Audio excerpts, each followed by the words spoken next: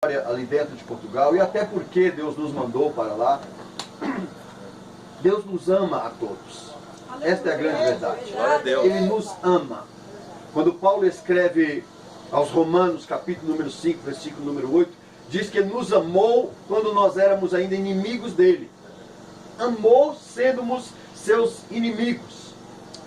E mesmo assim ele apostou, ele acreditou em nós, ele entregou seu filho para morrer por nós. E todos aqueles que aceitam isso, que creem nisso, que procura se desviar do mal, aceita Jesus Cristo, procura andar conforme Ele tem nos conduzido para andar, nos instruído através da palavra para andar.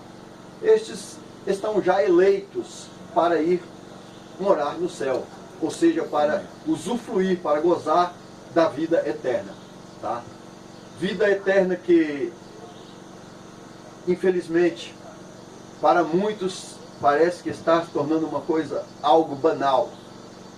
E eu quero falar isso, por quê? Porque nós servimos um Deus que é imutável. O pecado sempre foi pecado e nunca deixará de ser pecado. E lamentavelmente, para agradar a uns poucos homens, ou a uns muitos homens,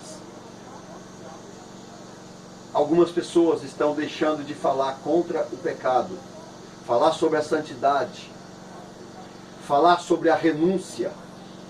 Mas não só falar, como também viver, como mostrar com a sua própria vida. Como nos exemplos que Paulo nos deixa, ou nos deixou, quando ele ousadamente, tá? Em Filipenses capítulo 3, versículo 7, ele diz para sermos seus imitadores, como ele é imitador de Cristo. Em 1 Coríntios capítulo número 11, ele fala: sede meus imitadores, como eu sou imitador de Cristo. Aleluia. Essas coisas, nós como testemunhas, como homens de Deus, nós podemos falar para qualquer pessoa que seja, falar assim: você quer andar bem, você quer ser agradável a Deus, então olhe para os meus exemplos, copie os meus exemplos e você estará agradando a Deus. Mas nós termos a coragem de olhar no espelho, de olhar para nós mesmos e saber que estamos aptos para falar desta forma. Você ser mandado, ser enviado ao campo missionário, não estou falando só do campo missionário de forma internacional, não, estou falando do campo missionário aqui dentro mesmo, digamos assim, aqui dentro mesmo, ou em Vitória da Conquista, como a irmã acabou de citar. E quando ali chegar, você poder ouvir uma palavra como esta que a irmã ouviu do pastor presidente lá. Olha, houve pastor que diz que se desse um salário de 5 mil reais para ele, ele ainda não queria estar aqui. Eu compreendo o porquê. Eu compreendo o porquê disso. Porque não são todos que querem realmente, ou que aceitam realmente, estar no meio da guerra. E a guerra existe. A guerra existe. Tá? E é uma guerra injusta de certa forma, porque é invisível.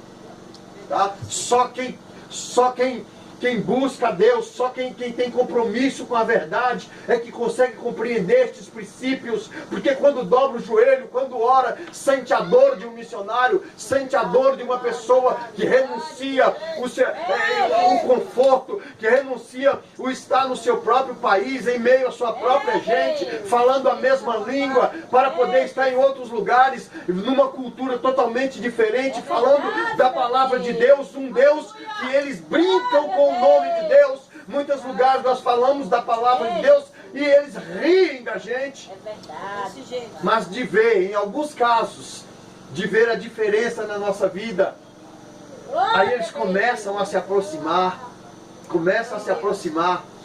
e começam a ver Deus através da sua vida. É isso que é o bom. Começa a ver Deus através da sua vida. Isso faz toda a diferença. Mas atenção,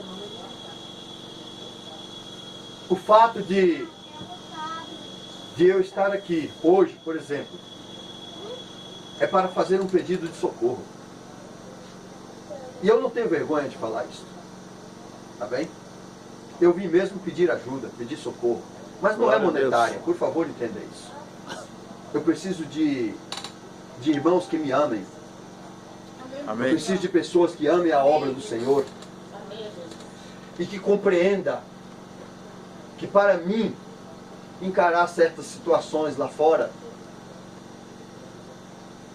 eu tive que deixar muitas muitos privilégios, vamos assim dizer, muitas coisas que agrada-nos e que até nem são pecados, tá?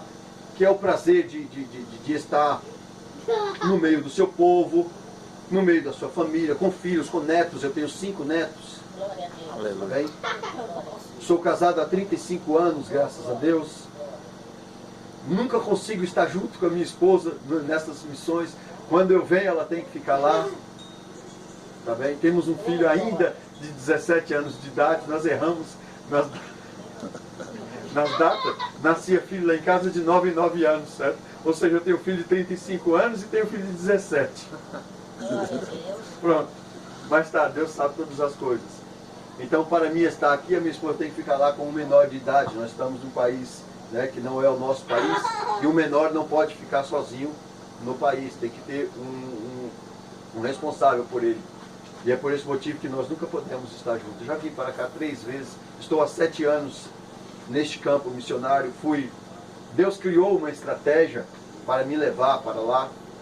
Tivemos que abrir um ministério para fazer as coisas como tem que ser, de forma legal, para atuar de maneira legal dentro do país. Tá? Já pela misericórdia de Deus batizamos algumas vidas, levantamos alguns obreiros, mas a palavra de Deus não pode jamais e não erra. Diz que a seara é grande e os ceifeiros são poucos.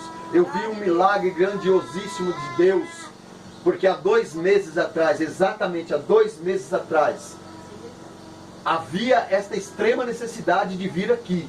Extrema mesmo, necessidade que não dá para contar e também não vem muito ao caso de detalhar aqui o porquê eu estou aqui. Tá bem? Mas, como eu poderia vir se não havia um obreiro no qual, na minha concepção de entendimento, não estava apto para ficar cuidando da igreja, cuidando das ovelhas? Porque ainda são pessoas que não têm a devida estrutura. Ele mal pode suportar os problemas dele, como vai suportar o problema de mais meia dúzia ou 3 pessoas que seja. Então tinha que ter pessoa qualificada para essa finalidade, que o Espírito Santo testificasse no meu coração que poderia sim, eu poderia vir tranquilamente, deixar na mão daquele obreiro, daqueles obreiros, que a obra continuaria, como eu sempre peço a Deus, até melhor que quando eu estava. Mas eu precisava comprar o meu bilhete aéreo, porque comprar em cima da hora custa muito caro. E eu estou orando a Deus, pedindo a Deus, Senhor, como é que vai ser isso? Senhor, eu tenho que comprar o bilhete. Então o Espírito Santo confirmou no meu coração que eu poderia comprar o bilhete. Comprei. Tá? Comprei para o dia 27, que foi, no caso, ontem.